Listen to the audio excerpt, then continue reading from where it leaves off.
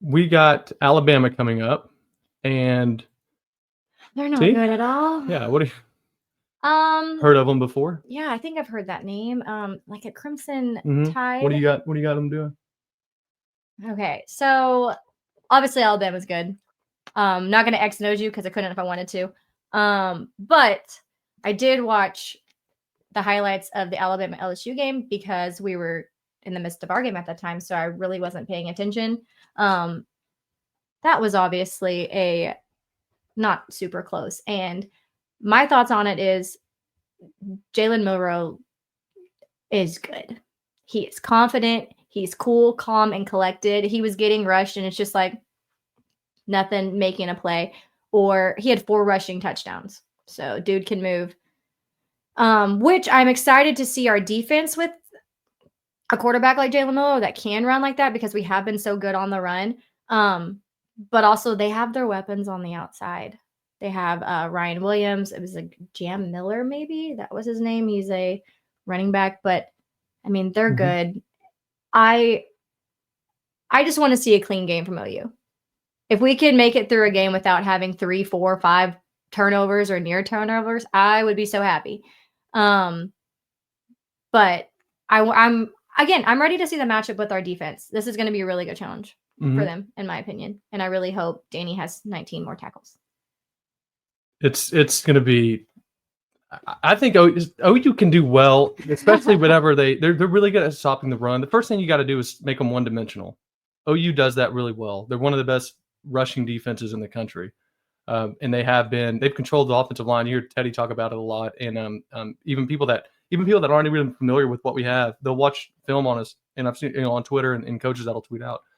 And I mean, we're really good up front. We really are. And the problem is, making teams one-dimensional works really well when you present a threat to score offensively if they can't get things going on their own, on their offensive side of the ball. Otherwise, they don't care. Otherwise, you just they'll just bleed out the clock on us. And eventually Jalen Milroe will just bust one because he's that good. And it's going to be it's going to be a tough one. I think that if you can get the run game going like we have, because Alabama's good defensively, I don't know if they're going to be they're not going to be the best defensive line we've seen. Ole Miss will be the best interior defensive line we've seen for sure, and we were able to run the ball on them, and that was before even Walter Nolan got hurt. I think that if you can continue to run the ball well and just try to control the time of possession, you can present enough challenges for them defensively. I think Jalen Milroe will turn the ball over a couple times. He has an ability to force throws and press when he thinks he can't just escape with his legs and run, and we got to make it difficult for him to do that. Now, obviously, it's not been easy. He's got I think more rushing yards. He's got like 500 rush yards, like 17. Yeah, it's ridiculous. But he's really good, and if you can make him one-dimensional in a way that forces them to get in third and longs and him to throw the ball. So now we know we're in passing situations. You get our Mason Thomas. You get those guys able to blitz, knowing that he's going to be dropping back. That'll also be a key. Whenever you rush, you don't want to go past the level of the quarterback because then they can just go upfield on you. So that'll be another key to watch out for early in the game, seeing as how we're going. And I don't know. I think that we can do well. I wouldn't if I had to put money on it. It'd be ridiculous. I think to say you predict OU to beat them with how we played so far this year. But I think OU has all the talent right now. We will gaslight ourselves enough, and we will think of enough scenarios in our head that we will be confident. We will be there. We will be loud. We will be proud. And we're going to do our part as fans to make it more difficult on Alabama. What Chad said, I will say with Jalen Milroe, with the amount of pressure that we can get, I think obviously it can be there. With him is what I worry is that our second levels of defense, leaving them open for him to escape out of that pressure. And then, making a big play happen when it should have been a sack or it should have been a tackle or behind the line of scrimmage or whatever, which is not a sack, is what I'm talking about, but whatever. Yeah. It should have been a loss of a play instead of, 15, 20, 30-yard play.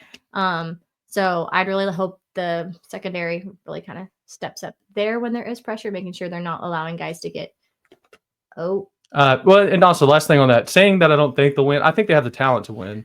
I really do. I think that if they play well and if they just play within themselves, they have the talent to win the game.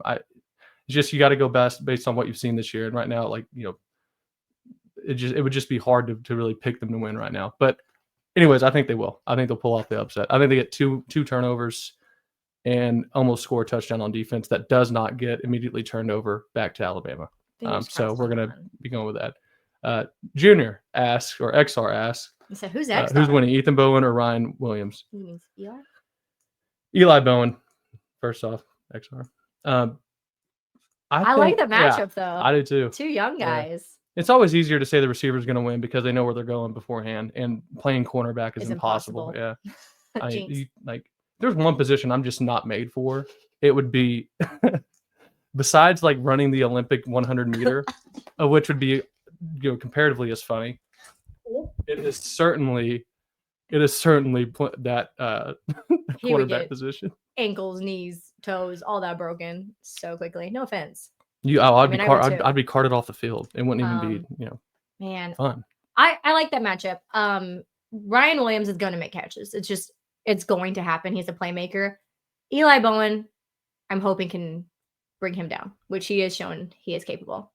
Hi, who starts Saturday at quarterback? We think Jackson Arnold. Yeah, Jackson Arnold will start. Unless there's early turnovers by him, we think that they're going to be with Jackson Arnold the rest of the year. Again, we are not insiders. This is our opinions based on what just we think. So T's an insider. So get mad at, tweet at her if Jackson doesn't start. T knows all the inside info. Please don't. She doesn't tell me. Will the students show up to this game? I think they will. I think Alabama coming to town is just a game everyone wants to watch anyways. But Chad's more optimistic than me. Yeah, I think they will. But I hope so. It's a night game. It's a night game. It's not 11 a.m. It's a night game. Alabama's in town. I really hope so.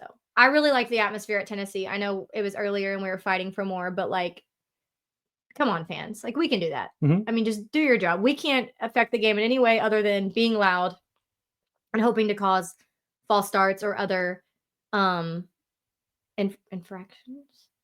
Penalties. Yeah. Thank you. So if you're at the game, get your booty out of your seat, shake your pom-pom if we have it, yell loud. I hope you don't have a voice when you go to work on Monday morning. I'm a speech pathologist and rarely ever have my voice on Monday morning. So if I can do it, you can do it.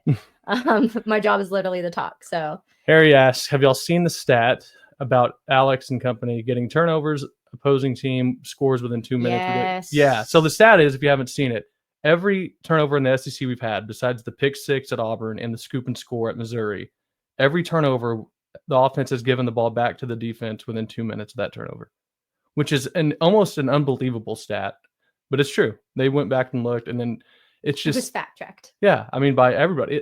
I don't know if that's ever happened in the history of football. And I'm going back. At some points, as a defense, how disheartening is that? You're sitting there, you're doing your job, you're getting the stops, you're getting the turnovers.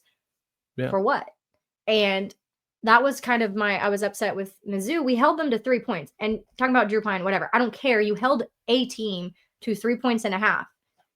If we had our guys, if we had an offense, we're not up. What, 9-3?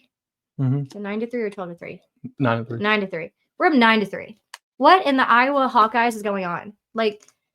So as a defense, you're hoping when you're making those stops like that and holding a team to only 3 points, that your offense can score more than 9 or score a touchdown or 2.5, score a field goal. And so I give my props to the defense because I don't feel like I've ever just seen them give up when in many ways you would not blame them for being for what? Why am I putting my body on the line for this? Yeah. So shout out to the defense. Keep getting turnovers. I think the defense, the hate that they've gotten, I think our defense is really good. I think they'd be a top 5, top 10 defense, minimum top 10 if you just had any type of production on the other side of the ball. Because and the mental fortitude it takes, like T's saying, to play for an offense right now that's struggling so bad. Because typically turnovers and all that is exciting because you think you're giving it to an offensive side of the ball that has the chance to go score. Right. And right now, we're just hoping we don't have the chance to turn the ball over when we get the ball on offense. Let's talk about, they held them to 3 points with a muff punt. And it's in their territory. They held them to that field goal. Yeah. And an impossible position. Mm-hmm. And they're constantly placed in impossible positions where the offense is turning over the ball on the other side of the field. And they're having to prevent them from scoring when they only have to go 30 yards. Yeah, and that's people will look at the box score, and it's hard to argue with people that just do the box score thing because numbers can lie if all you're going to do is say, like, people look and say, how do you give up 30 to Missouri? And it's like, we didn't. I mean, the offense gave up 7. Our offense scores against us on most, like, in the last few games we've had. Like, it's like they give 14 right to South Carolina. It's hard to win games whenever you are open, whenever you're not only turning the ball over, but like turning it over in a way that leads to immediate points for the other team. And it's already struggling. Yes, I mean, it just makes it difficult. You're digging a hole, an almost impossible hole to get out of. Yep. But